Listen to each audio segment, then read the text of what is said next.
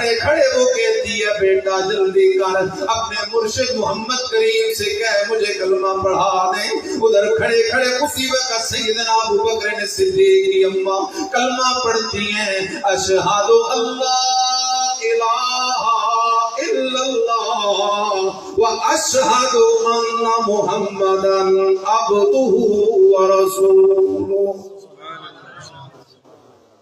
میرے عزیز خیال کر یہ مسئلہ سمجھ آئے گا تو کس کتاب سے؟ عرب کی بستی میں انقلاب آیا قرآن سے. عرب کی بستی میں انقلاب قرآن سے آیا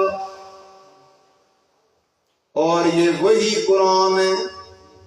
کیا خیال ہے؟ تب بھی انقلاب قرآن سے آیا تھا, اب بھی انقلاب قرآن سے آئے گا.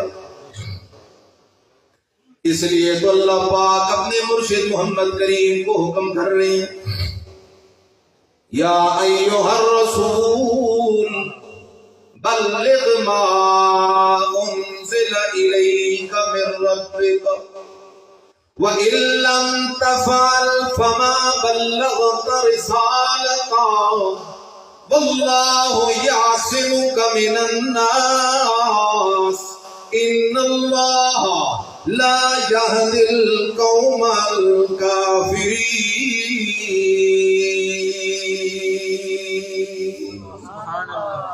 اللہ کہتا ہے میرا پیغمبر, میرا پیغمبر تیری زبان سے جو بات نکلے حدیث بنے. میرا پیغمبر میں نے تیری زبان کو بھی معصوم بنایا ہے, لیکن میرا پیغمبر جہاں تک ایمان کا مسئلہ ہے, انقلاب ایمانی کا مسئلہ ہے, ایمانی انقلاب تب برپا ہوگا جب زبان محمد مصطفیٰ کی ہوگی, کلام اللہ کا ہوگا. یا ایھا الرسول بلغ ما انزل الیک من ربک. اللہ اکبر. پھر اللہ نے قرآن میں انداز بڑے عجیب و غریب رکھے ہیں.